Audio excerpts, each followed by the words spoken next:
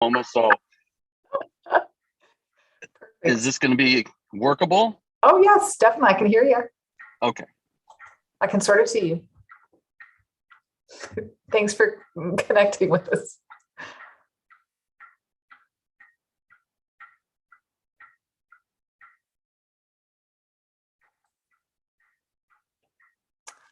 Welcome to the November 16th, 2021 meeting of the Salem Planning Commission. Shelby, will you please call the roll? Commissioner Augustine? Here. Commissioner Goebel? Here. Commissioner Griggs? Here. Commissioner Heller? Here. Commissioner Levin? Here. Commissioner McKinley? Here. Commissioner Pollock? Here. Commissioner Slater is absent and Commissioner Kopcho has not arrived yet, but I'll keep an eye out for that, and we do have quorum. Thank you, Shelby. Moving to public comment, item 3, we do not have anybody signed up for this section. Moving to the consent calendar, before I look to Commissioner Levin for the motion, Commissioner McKinley, did you have a chance to listen to the hearing so that you can participate in the vote on the minutes, or would you rather abstain? No, I did, and I can. Perfect. Thank you. So Commissioner Levin, do you have a motion?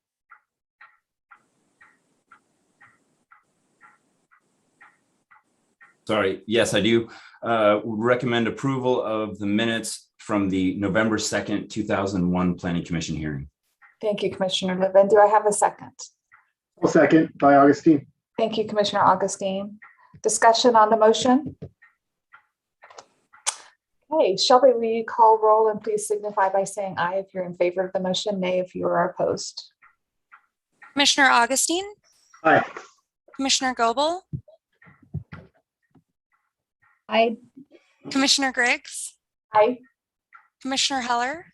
Aye. Commissioner Levin? Aye. Commissioner McKinley? Aye. Commissioner Pollock? Aye. And Commissioner Slater and Kopcho are absent so far. Thank you, Shelby. Moving on to item 5.1, the post-ice storm update with Mr. Davis. And Mr. Davis, you have quite an advocate in Commissioner Pollock because she urged to have you at the beginning of the meeting because of your children, I think was the deal. So Mr. Davis, you want to take it away and give us an update? Sure. Thanks for having me. No kids today. I'm still at the office, so won't be interrupted. Yeah, Commissioner Pollock just asked. I'd spoken with her maybe a couple weeks ago about some tree work, actually, and asked that if I'd give an update to you guys on current storm work going on and sort of future plans for, I guess, remediation and new planting and how that's moving forward. So I'll give you guys an update to the best of my knowledge. And if you have any questions when I'm done, I'll be open for questions. To this point, we've done over 5,000 assessments of ice storm damage trees since February 12th, completed over 3,800 work orders. And currently we're in the process of sending out to bid a contract RFP for over 1,000 stumps and then a subsequent planting of 1,000 trees. And that will also be under contract to water for 3 years. So sort of where we stand now, we still have money to spend, about $250,000 as of today on contractors. Right now we have one contract crew that's working daily to complete work orders left from the storm, mostly hazardous branches, broken branches over our streets. And we also have one full-time in-house tree crew doing work, similar work. So we're doing all this based off of assessments that are on GIS mapping, asset work order management system. So we're getting really close to being done with this. We think using the one contract crew and then the in-house crew, we should be done in February, which is kind of funny because that'll put us at 1 year from the storm happening. to get most of this pruning work done, but then the stump grinding and the planting should take us, into 2024 probably to get it all done. Because at the same time, we'll still be doing all the work that we typically do, which we plant trees ourselves, stump grind, and do the removals and all the pruning citywide. So this has just been added to on top of our normal work. So I'm not sure that my staff will have any part in doing the stump grinding or planting of the trees. I hope we do, but we'll see how that plays out moving forward. So that's what I have. If you guys have any questions, feel free to. Yeah. Any questions for Mr. Davis? Commissioner Pollock. So the last time I spoke to you, can you just tell the commissioners about the federal grant that you got? Well, we've gotten a reimbursement from FEMA and from the city's insurance, up to, I think $6.3 million will be the total of storm damages to this point, and we're going to get reimbursed up to 75% of that. I think we've already gotten $720,000 from the insurance to stump grind and replant the trees, and also provide for aftercare of trees that we plant up to 3 years of watering. So, I don't know if that's what you're speaking of. Yes, and can I have a follow-up? Yes, you may. Also, when I spoke to you, you said that you have a list of trees that you would replant. How many are those? And did you say 5 different types of trees to replant? We'll probably pull from a list of over 100. Oh, okay. Right now we currently have a planting list that's about 125 trees. But it'll just depend on the locations and right. We'll pick the right tree for the right place, and also be dependent upon availability at the time of purchase. Local nurseries. We'll use local nurseries here within the Willamette Valley for that. And then you also said that some trees might not be replanted because of certain location characteristics. Can you just sort of say that way the citizens will have an idea of, Yeah, right. So we do have a city code where we have certain restrictions on how close a tree can be to, let's say, a fire hydrant or a street light or a driveway approach or a stop sign or something like that. So we will take that into consideration. Any tree that fell during the storm that will not, fit back within those restrictions will not be planted. So there'll be some places where we don't plant trees where they came down. So that's also a good thing for the citizens to know. Okay, well, I don't have any more questions. Thank you. Any other questions for Mr. Davis? I don't see any more. I did see you driving down on Saginaw last week. I almost got out of my car. You were looking at a tree. You were really focused on a tree. And I almost got out of my car and said, "You're going to be in front of us next week." But I decided that would be a hazard. So I didn't. Thank you for the work that you do. And thanks for taking the time. Sure. Well, thanks for having me, guys. Yeah. Appreciate all you guys do too. Thank you. All right. Take care. Bye. So moving on to public hearing 6.1, which is a continued hearing. Olivia, before I look to Commissioner McKinley for a motion, do you want to do an overview or say anything before I do that? Okay. Yeah, I can. So this case for comprehensive plan zone change 2104 for the 2900 block of Kubler came before the Planning Commission on November 2nd.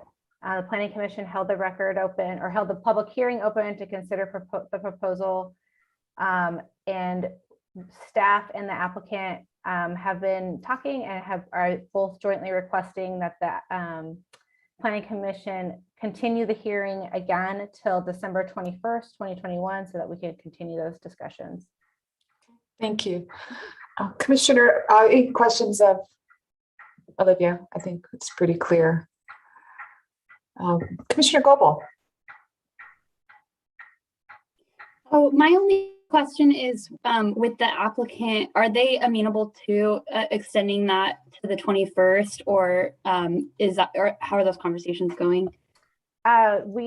I mean, we've been having discussions with them. We're not actually being able to meet with them until next week. So my understanding is the applicant is agreeable to that date. She's here. The representative is here, but there hasn't been any request for a different date or anything of that nature. Thank you, Olivia. Okay, Commissioner McKinley, do you have a motion for us? I move. That we continue the hearing until December 21st? You're muted still. Again. I move that we continue the hearing. So December 21st, 2021? I think that's what you said. Yep. And do I have a second on that? Second by Levin. Thank you, Commissioner Levin. Discussion on the motion. Not seeing any hands raised. Shelby, will you please call the roll, signify by saying aye if you're in favor of the motion to continue the hearing until December 21, 2021, or nay if you are opposed. Commissioner Augustine, Aye. Commissioner Goebel, Aye. Commissioner Griggs, Aye. Commissioner Heller, Aye. Commissioner Kopcho, Aye. Commissioner Levin, Aye. Commissioner McKinley, Aye. Commissioner Pollock, Aye. and Commissioner Slater is absent. Thank you. Motion passed. I will open a hearing now on item 6.2, which is CPC ZC 21-05. Before I have Shelby read the statement of criteria, are there any conflicts of interest or ex parte contacts to declare? Seeing no hands raised. Shelby, would you please read the statement of criteria? This is a public hearing to consider a comprehensive plan change and zone change, case number CPC ZC 21-05 for a property located at 5045 Maclay Road Southeast. The criteria applicable to this application are found in the Salem Revised Code, SRC, Chapter 64.025E2 for comprehensive plan map amendments and 265.005 E1 for quasi-judicial zone changes. Failure to raise an issue prior to the close of the public hearing with statements or evidence sufficient to afford the Planning Commission and the parties an opportunity to respond to the issue precludes appeal to the Land Use Board of Appeals, LUBA, on that issue. A similar failure to raise constitutional issues relating to proposed conditions of approval precludes an action for damages in circuit court. Prior to the conclusion of the hearing, any participant may request an opportunity to present additional evidence or testimony. The Planning Commission will then either continue the public hearing or leave the record open for at least 7 days. Thank you, Shelby. Mr. Kearns, I think this is your first case in front of this body, so welcome. And you can take it away with your presentation. All right. Well, thank you, commissioners. I appreciate the opportunity here.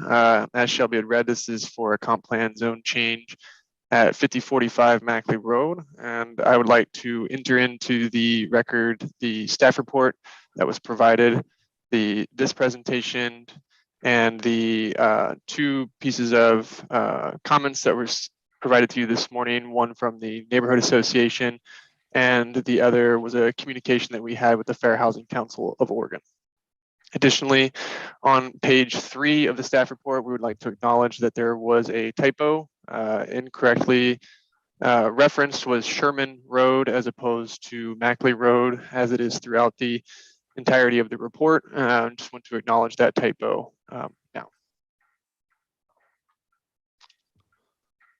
If the next arrow will work. There we go. So before us here, we have the vicinity map, the subject property. It is, broadly speaking, north of Highway 22.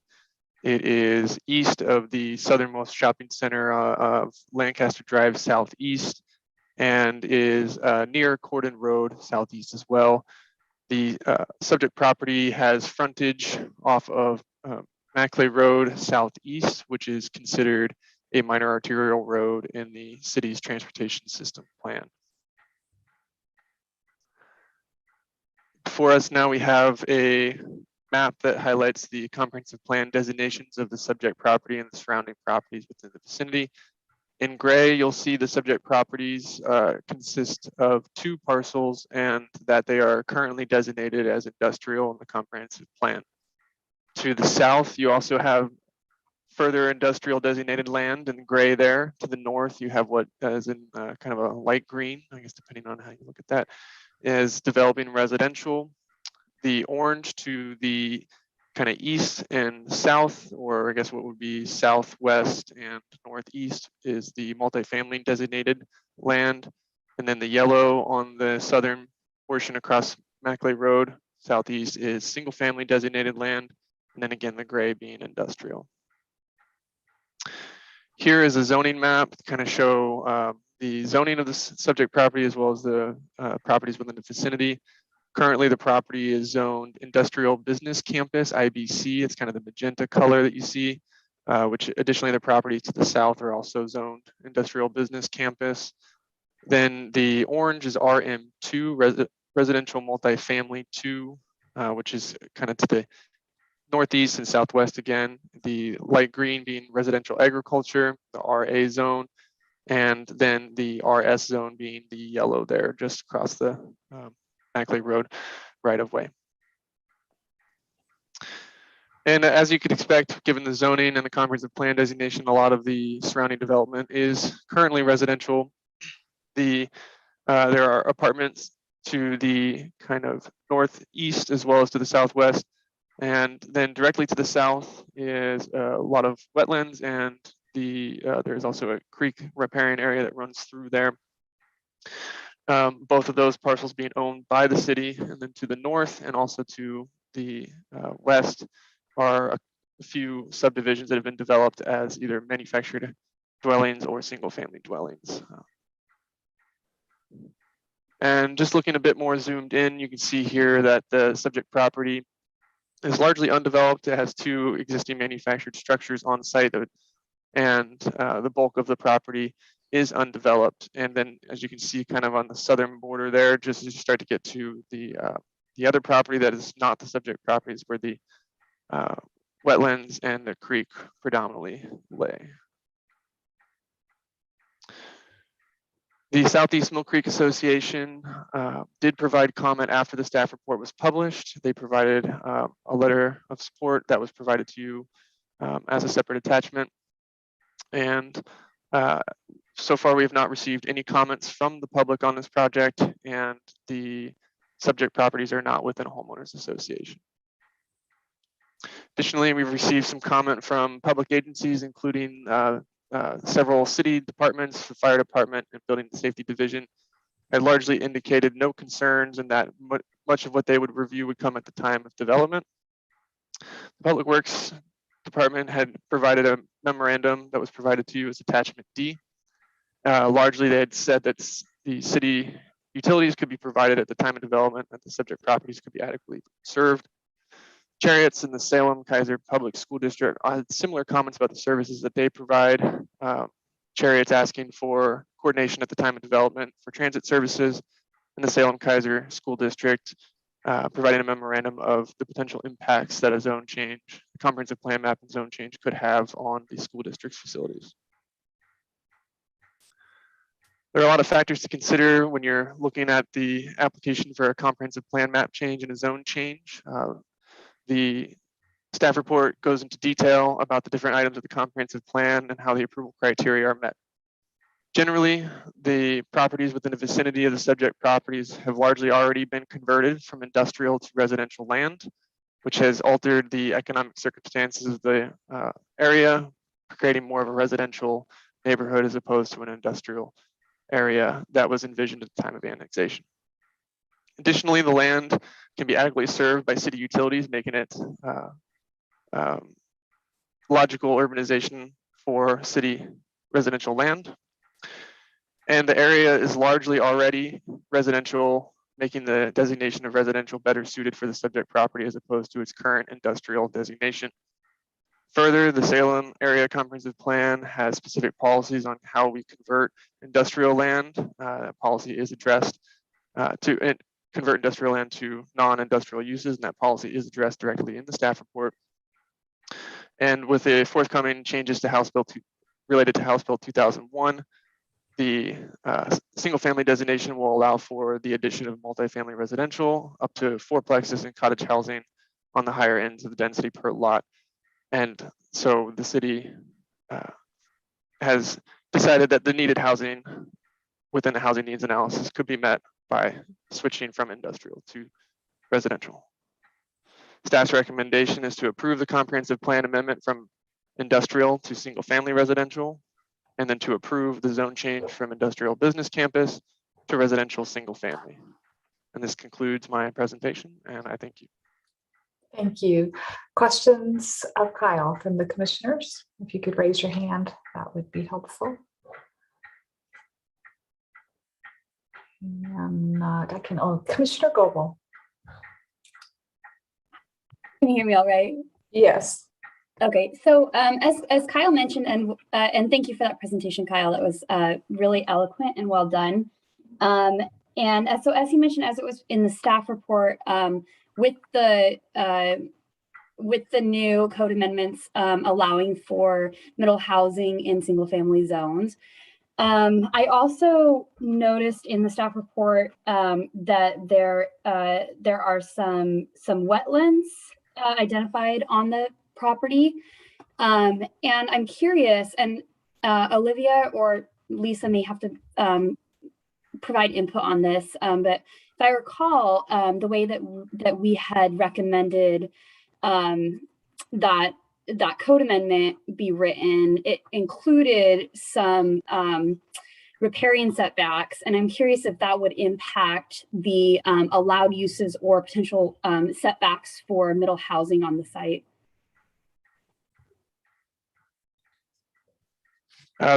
Thank you, Commissioner Goebel. I might need a little assistance in answering about the direct changes, but the bulk of the wetlands are on the neighboring properties and not on this one. But to speak directly to the changes that you're asking about, I would need some assistance. Lisa. Sure. Yeah. Hi.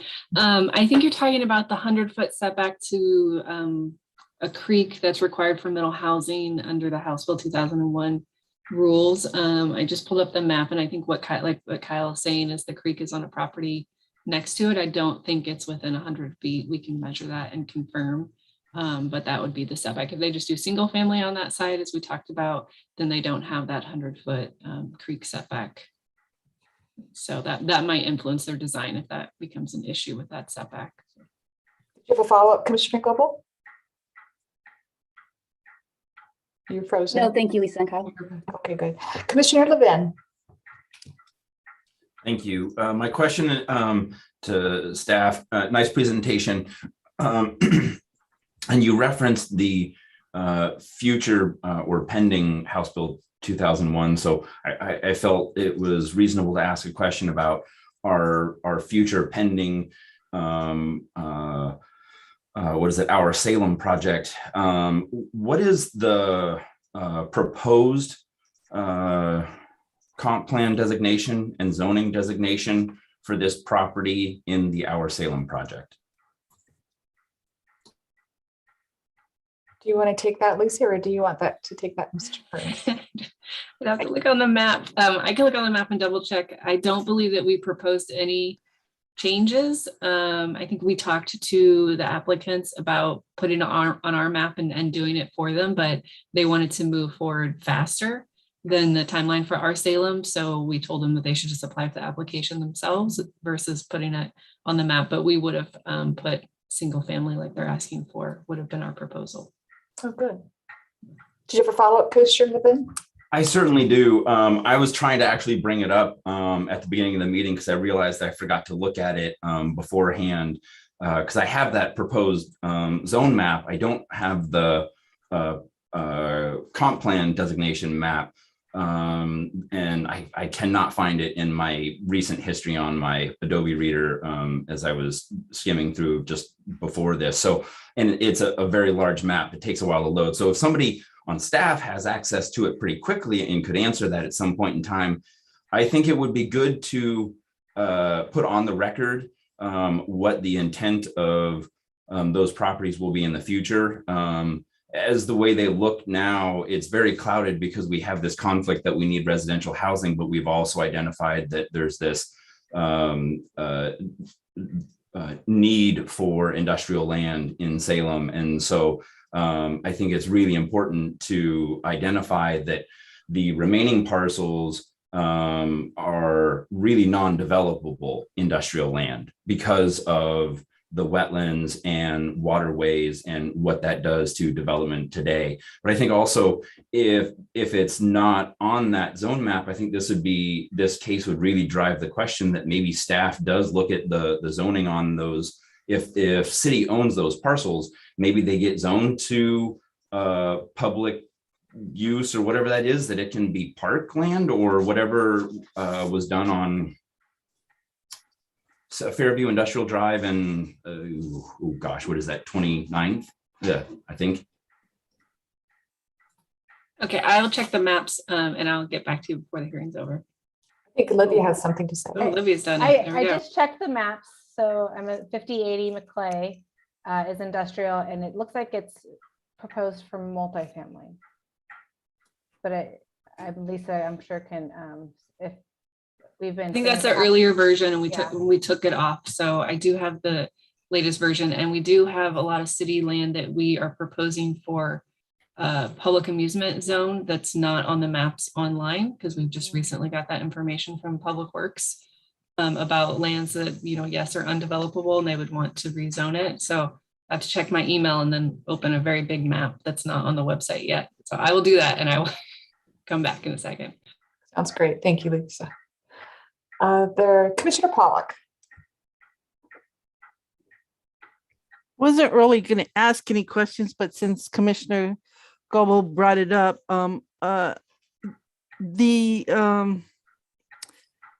on page 11 of your staff report, I wanted to say for a first report, you did an excellent job. Kudos to you. You're going to be a great asset, I hope.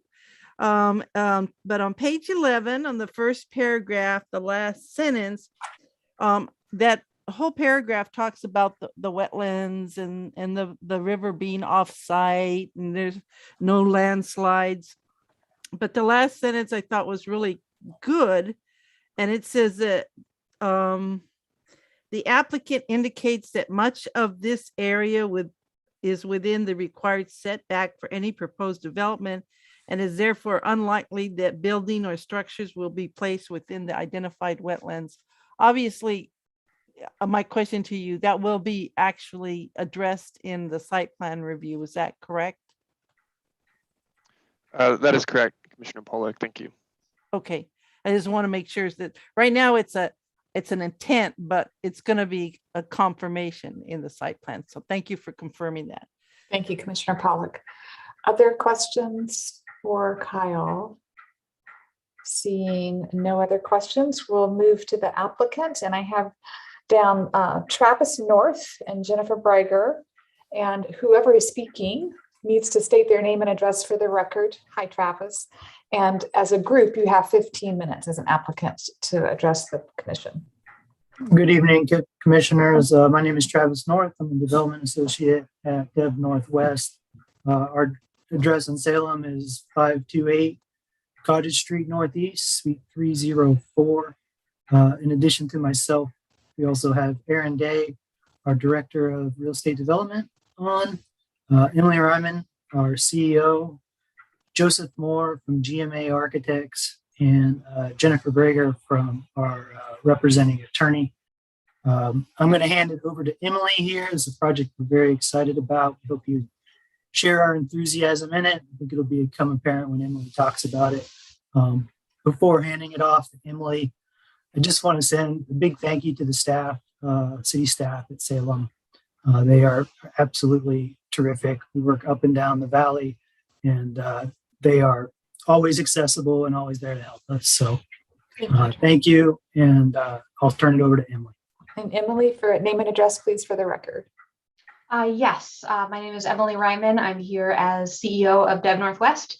And as Travis mentioned, our office address in Salem is 528 Cottage Street Northeast. Dev Northwest's mission is to create financial stability and opportunity for low-income individuals, families, and communities.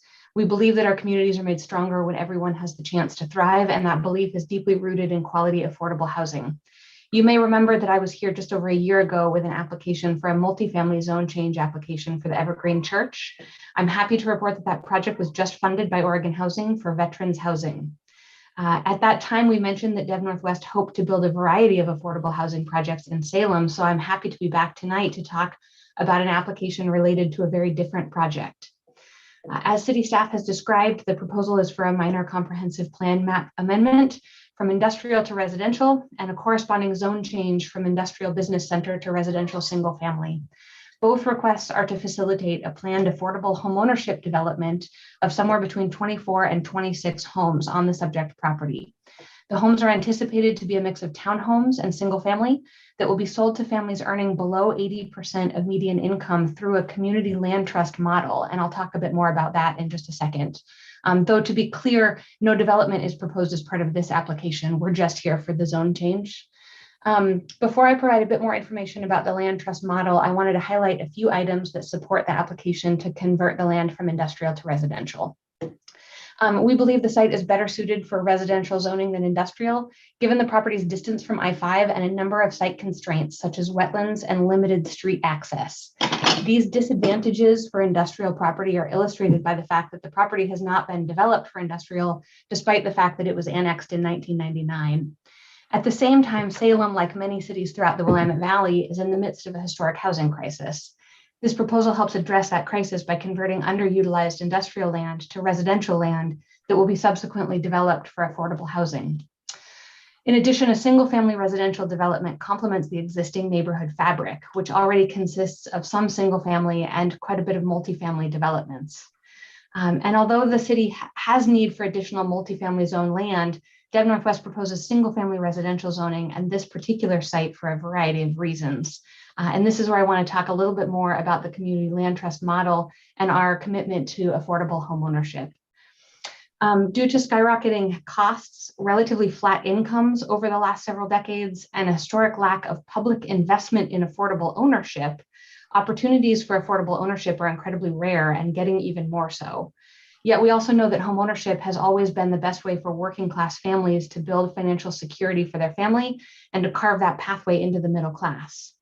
Dev Northwest is proud to be at the forefront of the movement to develop affordable housing for ownership.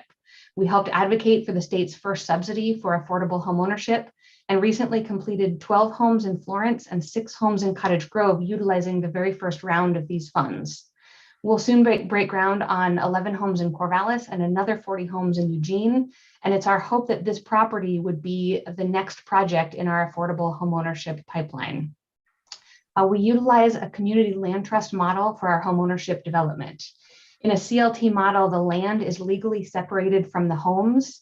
The land is then held in trust by a nonprofit, in this case, Dev Northwest, and the homes are sold using traditional mortgages to low and moderate income buyers with a 99-year ground lease that resets every time the home is sold. This model has a number of advantages. First and foremost, it's an affordable stepping stone into homeownership for low and moderate income families. We know nationally the majority of CLT buyers go on to purchase market rate homes. Also, because the land trust requires that the home is always resold to a household earning less than 80% median income, these homes will always be a part of Salem's affordable housing stock, benefiting the whole community as well as each individual family that buys one of the homes. And finally, because Dev Northwest retains ownership of the land, we're always involved in the maintenance and upkeep of the property and the homebuyer education for the individual buyers. We believe that we need a whole continuum of affordable housing, including ownership units that provide a pathway for families to transition out of multifamily housing, freeing up those rental units for others who need them. This neighborhood already has a good mix of multifamily housing and market rate single family for ownership, but this project is going to introduce much needed middle ground of those permanently affordable ownership units. Dev Northwest is constantly assessing properties throughout the city to increase the supply of affordable housing options. We're looking to develop projects all along that continuum, from permanent supportive housing to multifamily housing to ownership. When we find an individual property, we try to match the best housing type for that location, including looking at the layout of the parcel, the available space, and which services are in close proximity. In this case, the property is an excellent layout and location for affordable family size ownership units. There are 2 elementary schools and a middle school all located within a mile. There's a park within walking distance and a couple more that are an easy drive. There's excellent access to grocery stores, and also it's in close proximity to a few employment hubs like Home Depot and the Amazon Fulfillment Center. This zone change is the first step in realizing this potential community land trust development, which I would add is the first inside the city of Salem. And we hope to make available these units available by 2024 is our current schedule. We ask for your support and approval of these applications to move toward provision of affordable homeownership opportunities for Salem's residents. I am, of course, available for questions. And you heard also that our architectural team, our development team, and our attorney are on the call as well if there are questions better suited for them. Thank you very much. Okay. And so before I turn to questions from the commissioners, is there another part of a presentation to share with us? Okay, we're good. Nope, that's it. You're awesome. You're under your time limit. Questions for the applicants. And I love your cat that walked over the screen. I apologize, but thank you. No, it was great. It, brings it to a great level. Any questions for either Emily or for Travis? And I'm not seeing any hands. Oh, I think I saw a hand. Commissioner Kopcho. You're muted. Yeah, the camera button doesn't also unmute the mic. Thank you. Thank you, President, and thank you for the presentation. I didn't have a question until the very end where you mentioned that you're hoping for a 2024 date. Is there anything prohibitive or impediments that are in the city's kind of wheelhouse right now that are stretching out that timeline to 2024? Because it's 2.5 years from now when we are in the midst of the housing crisis that's happening now. That's been happening for years. So I'm just thinking of potential facilitation of that where possible.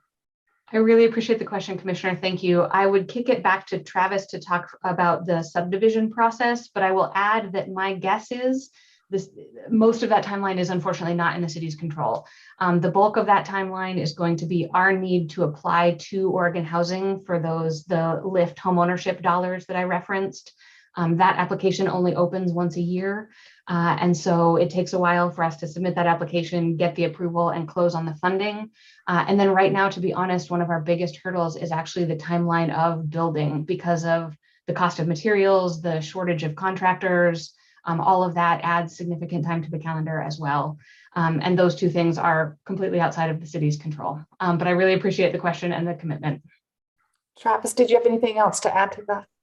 Yeah, just because it was mentioned that it might be city processes. In this case, it's a little bit of time, but it's such a small fraction. It really is the things Emily mentioned.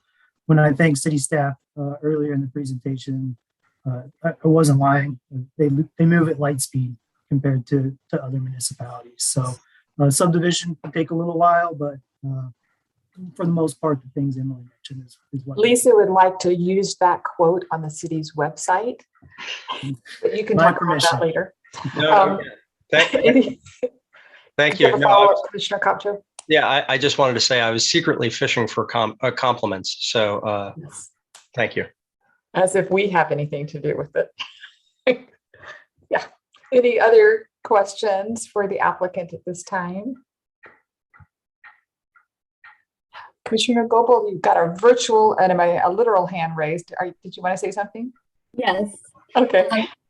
Emily, thank you for your presentation. It brought back memories because I actually took a class in college that I believe it was called Financing of Affordable Housing, and your project in Florence was an absolute case study. We spent like half the class talking about that and the LIFT program, and just a lot of really exciting stuff that was before it was even built. It was just still in the conceptual phase, and I'm really excited about the program, and I think that the whole model is going to be hopefully really successful in Salem. And I'd love to have you talk a little bit more about your community engagement process with other projects of this, and then also the scope of this project in relation to that public engagement process. So I don't know if you have anything to say about that, but I'd love to hear about kind of your experience with that thus far. Sure, absolutely. I'm not sure if I understood your question exactly related to other projects, but I can talk for a minute about our public engagement and the scale of this project. And then if I missed the mark, let me know. So Dev Northwest, in addition to developing affordable housing, also has extensive asset building programming. And that includes everything from basic financial literacy classes all the way up through, okay, now that you're making ends meet and you're saving a little bit, what do you do with those funds? Some of it is small business development, some of it is how to finance college, but homeownership, first-time homeownership is a key component of those services. So we offer a ton of classes and individual counseling and coaching for people who want to become first-time buyers. We do a lot of outreach to partners and to the community at large via Salem Housing Authority, the school districts, Head Start, culturally specific service providers in the area as well, to try to help find those potential buyers who might even think that homeownership is beyond their reach. But if they come in and work with us, we can help show them that it's actually within their reach. So we educate and counsel hundreds of families a year. And more in the last couple of years, our problem is that homeowners do the work, they have the stable income, they do the credit repair, and there just are not units for them to try to buy. Even when we offer down payment assistance, even when we offer match savings programs, there's just such a gap between the 80% median income and what prices are now and what new homes are selling for now, that we can't get them into homeownership. So these projects, and the reason we did the advocacy to get the state to invest in affordable homeownership is really to try to reduce that gap. We're still fiddling with the site design a little bit. So we're saying 24 to 26 units. It's a drop in the bucket compared to the need for affordable ownership in the city. I hope this is a first of many other CLT projects. And I hope that across the state, municipalities are beginning to think about their affordable homeownership units in the same way that we think about our affordable rental units. When we talk about that supply, cities can start to say, we have 20 CLT units, we have 40 CLT units, and watch that supply build over time, because we're going to need more than 24, certainly, to meet the need. Did you have a follow-up, Commissioner Goebel, or are you good? No, I just think it's absolutely huge and really exciting. And I think that the CLT program is the future. I think that homeownership is so vital, and I really respect what you do. Thank you, Emily. Thank you, Commissioner. Can I add one bit in there? I'm sorry, just supplement what Emily said as well. Yeah, could you state your name for the record? And then I'm assuming you are also with Dev Northwest? Yes. So I'm Erin Day. I'm the Director of Real Estate Development and Asset Management for Dev Northwest. And so I just wanted to supplement what Emily said. And, these projects take a bit to kind of get funded and go through the land use process and get built. But we've actually already begun both our outreach to different communities and community organizations in Salem. We've started that conversation already to try to harness some of the existing partners that are in the area to see if they can help with not only the recruiting of the future home buyers, but also to provide some input into the future development. So we've started some of that outreach already. And then also, just in terms of our construction crews and our subcontractors for this site, we've also started to reach out to local folks in the Salem area with an emphasis on sort of minority-owned contractors and subs to just kind of build that development bench as well. So it's a little bit different than what you were asking, but just so you know, we've already begun that process. And so far, we've received a lot of really interested folks who are just really excited to jump on board and be a part of this project in Salem. Thank you. Any other questions for the applicants? Giving everybody a minute. I think that's great. I appreciate your time and your explanation of what sounds like a great program. And I'm glad Salem's stepping up to the table on that one. We don't have anybody signed up for the neighborhood association, nor do we have any other bodies signed up to testify. Obviously, there's nothing to rebut because nothing has been said. So questions of staff? Any lingering questions that we have of staff before I close the hearing? I believe I'm good. I see Lisa turn your I was camera thinking on. maybe I should answer the question now. Okay, Commissioner answer it. Levin's question. Go for it. Like Olivia said, we'd originally proposed the subject property for multifamily. After talking with Dev Northwest, it didn't work for what they're proposing, so we took it off. So it's not multifamily proposed under our Salem. And then the property next to it that the city owns is not one of the properties that Public Works identified for rezoning to a park zone. I spoke to you when I had my camera off. I spoke to Eunice about it and said that seems weird because it doesn't really seem developable and it's got creeks and wetlands. So she's going to reach back out to Public Works staff and see why they didn't identify that as one to be changed to a park zone. So right now on our Salem maps, it doesn't have any proposed rezoning. It would stay with its industrial business campus zone that it has today. Thank you. Commissioner Levin, did you have a follow-up on the answers that Lisa found for you? No follow-up. Very interesting answers. Yeah, very interesting. I think, Kyle, you had your hand up. Did you want to add something? I was only going to say I did reach out to Public Works about those lots specifically, and most of what Lisa said summarizes what I got in the email. They just did say that one of those properties has a sewer pump station on it currently, and they're not sure what it's going to be used for otherwise. Okay.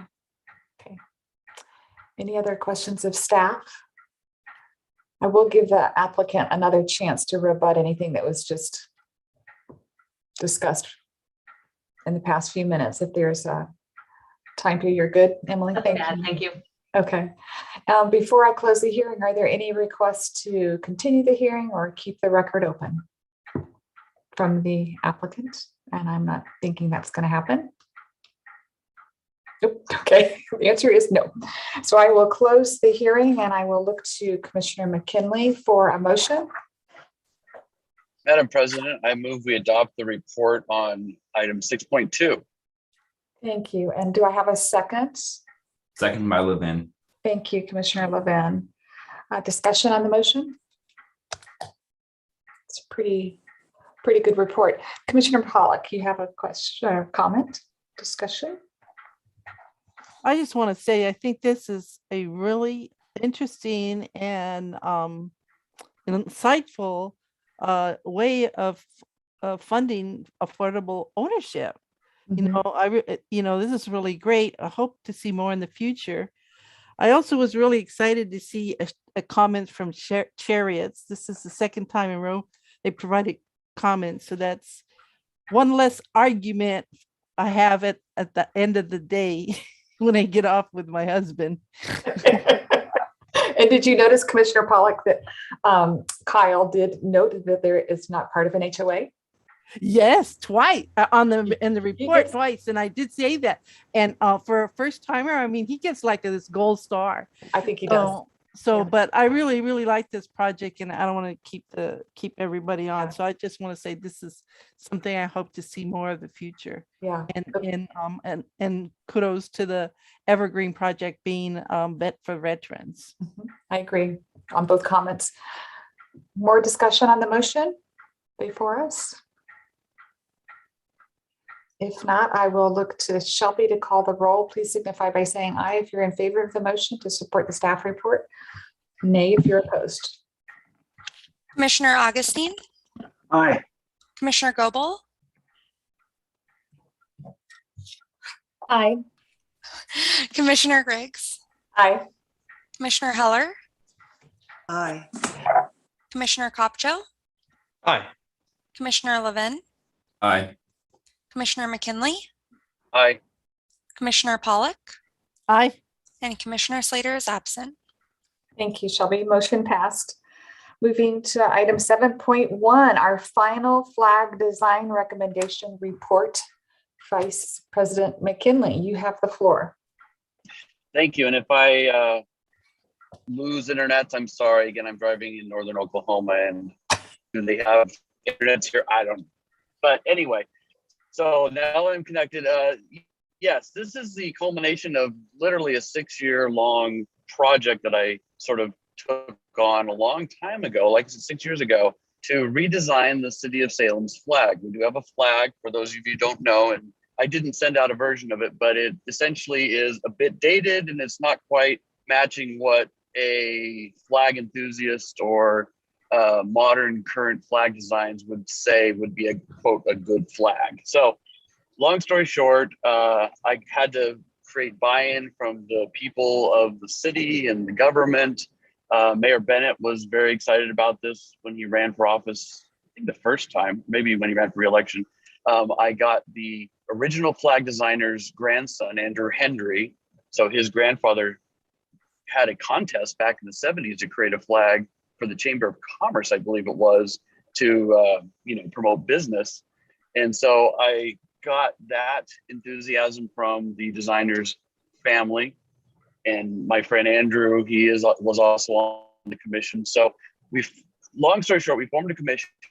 We accepted for about a year and a half through COVID, we accepted flag designs from a lot of kids from the city, internationally, worldwide. So this isn't just a city of Salem thing, because like all good flags, great ideas can come from weird places. So, but you can tell a good flag, even designed by someone from far away, if they do their research on the city. Maybe they love the city, they visit here, they have family here, and they know the culture, and it reflects that in the flag design. So if someone from Germany designs a flag for Salem and it just looks weird, you're like, well, that doesn't make any sense. So it wouldn't make sense anyway. So again, we had about 160 submissions, which is a pretty good number for a flag redesign. Lots of cities in America are doing this right now, because we do have a lot of cities that have, quote,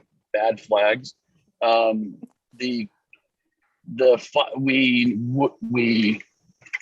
Through the judging process, we narrowed the 160 down to about 25. Through the 25, we sent that out to the judges again, and they narrowed it down to 4. I took those 4, sent them out to you. The judges picked one that they really liked. You can see that on the, Lisa sent an email out called Salem Flag Finalist 2021. We got it. Great. These are the 4 that have made the cut out of the 160. The first one, let me just go really quick. The first one is a really great design. It's very simple, 3 or less colors, no wording. It had a pretty similar NAVA. NAVA is the North American Vexillological Association. They're the flag people of the world, essentially. We sent out the 4 to that group, and they had about 150 people comment and rate. Their rating came back 7.3 on this one, and ours for the commission, actually, oddly enough, 7.25, so pretty close. Again, it's just a very good, simple flag design. The second one, which the designer calls the Salem cherry flag, it has elements similar to, well, not similar to, but it has a red cherry in the middle is what they say. And we have pillars of the Capitol building, which one of the commissioners, I can't remember who it was, mentioned, why are there 8 pillars on? It's supposed to be the Capitol building. It's not a great version of it, but it's supposed to represent the neighborhood associations, which is a great addition to a flag. And then it has blue representing rivers and such. The third, C, had a significantly less rating, a little bit higher by the Planning Commission, but it's essentially a redesign of the current city flag. It took the elements of the city flag, centered them, made the colors more obvious, less pastel, like the current city flag is pastel. It took the word off, because one of the main people in NAVA says if you can't tell, if you have to write your name on the flag, you've lost all meaning for its effectiveness. You don't write France on the French flag or USA on the American flag, etc. So we took Salem off of it. So this is just basically a reimagination of the current Salem city flag. And then the last one, which was everyone's least favorite, but made the cut, is sort of using the state colors and the same kind of colors on the flag in sort of a reimagined version. And there with the Capitol in the middle, which I myself not a fan of. But so these are the 4 that have made all the cuts to all the different judgings and through the Planning Commission and stuff. And what I'd like to do is get a vote tonight to send this on to City Council as our recommendation for the finalists. Now, Council can decide to not even bother with this at all. We're losing you. They can choose to. So this is not going to say, hey, you can hear me? Yeah, now I can. You're cutting out a little bit, but okay. I can hear most of you. I know. Okay, great. I'm sorry. I'll wrap this up. We're not saying change the flag to one of these four. We're saying these are the four that came through the competition. You can keep the same city flag, or you can choose to adopt one of these four. And then I would like a vote from the Planning Commission to send that on to Council with the recommendation to at least look into it. That's my presentation. I can take questions if you have any. Yeah. Questions? It's hard for me to see everybody. Shelby, if you see hands raised, it's hard to do with the screen up for me. Yeah, Commissioner Levin has his hand raised. Perfect. Commissioner Levin, you're up. Recommendation to move to City Council, I butchered that one, didn't I? Recommendation to City Council, or I would so move that we make a recommendation to move this to City Council. Okay, that's a motion. And do we have a second? Commissioner Pollock is a second. So let's discuss that motion. Vice President McKinley, I had a question on the option. It's not a big deal, but option A, there was the narrative described the pink color as being controversial. Is that red flowers supposed to be pink?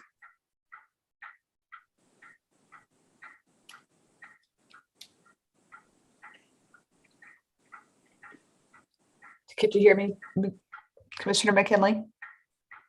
Okay, well, we just may not get the answer to that question. Modified it and gave a suggestion. Can you hear me? Oh, yeah. Okay. You modified it to make the pink red? Yes, it was a recommendation by the NAVA Commission, and we did that.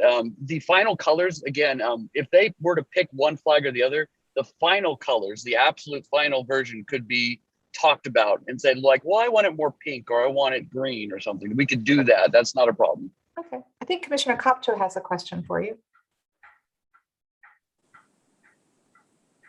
Or at least a comment on the motion. No, I'll talk about it because I'm just so happy that Brian is finally getting this through. And I'm happy to see the flag A, which was the flag I scored the highest, have the overall highest score. So that obviously makes me happy as well. My hand was up because I was going to comment in the absence of the vice president that I did notice that it did say a modified version. And my assumption was that it was changed from pink to red. That was so I'm looking forward to sending this on. Commissioner McKinley, thank you for all of the hard work in making this happen. And hopefully we'll see to it that council takes it up and awesome. Follows through. Okay. Any other comments on the motion before us? If not, great work, Commissioner McKinley. You did persevere. Shelby, would you please call the roll and signify by saying aye if you're in favor of the motion to move these four flag designs onto City Council for their consideration? Nay if you're opposed. Commissioner Augustine? Aye. Commissioner Goebel? Aye. Commissioner Griggs? Aye. Commissioner Heller? Aye. Commissioner Kopcho? Aye. Commissioner Levin? Aye. Commissioner McKinley? Aye. Commissioner Pollock? Aye. And Slater is absent. Thank you, Shelby. Motion passed. Congratulations, Brian. Okay, item 8, public comment. We don't have anybody signed up for that section of public comment, but we do have Lisa here for the planning administrator's report. It's yours. I was unmuted. Okay. Hi again.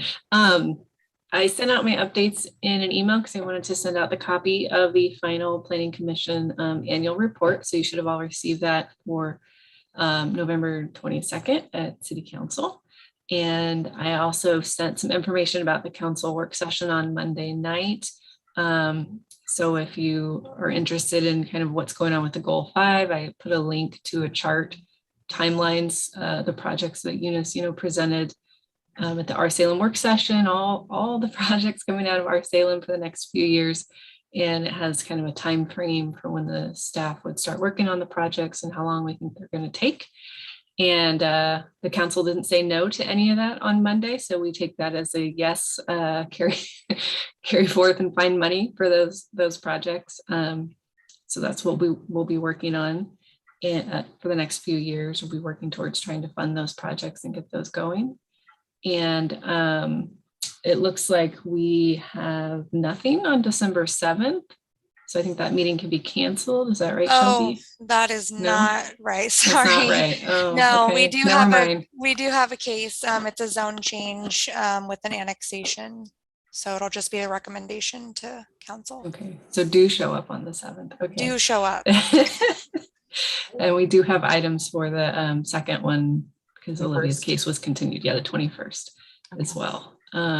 I feel like there was one other update I was supposed to give, but now I can't think what it is. So, Well, while you're thinking about yeah, that, Commissioner Pollock. Commissioner Pollock has a question for you. So I got your email about Shane presenting our annual report, but you also talked about the 2 decisions that have been appealed to LUBA. Oh, yes, that's the other thing. Mhm. Okay, can you talk about that a little, and then I have a question afterwards.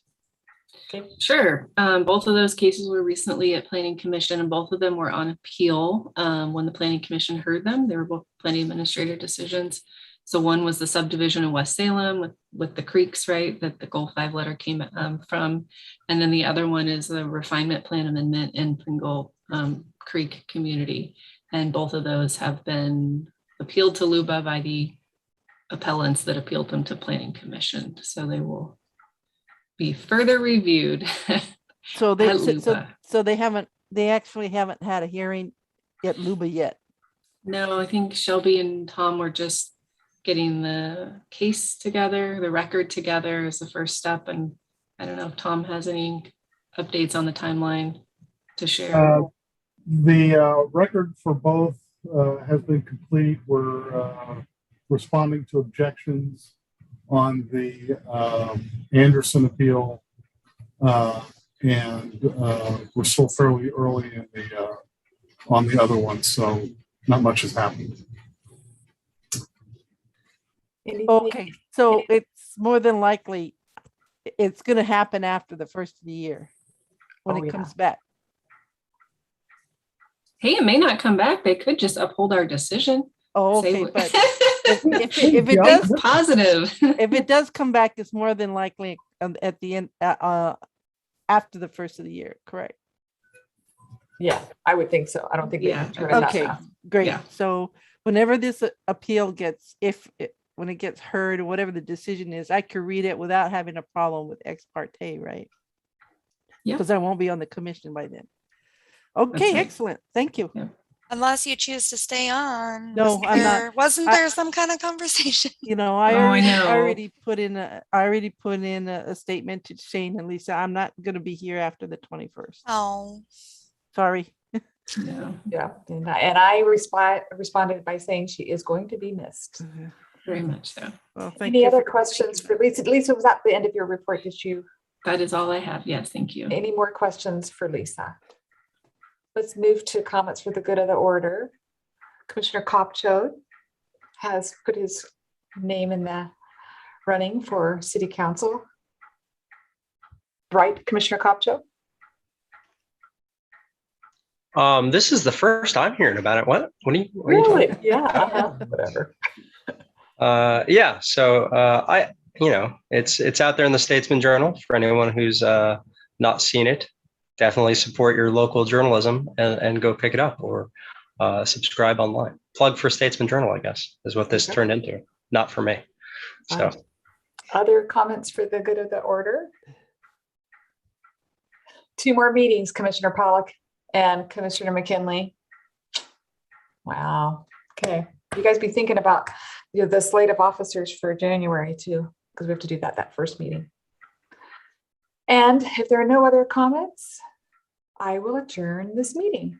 See you guys in a couple of weeks. Good night. Night. Thank you, everybody. Good job, Brian. Good job, Brian.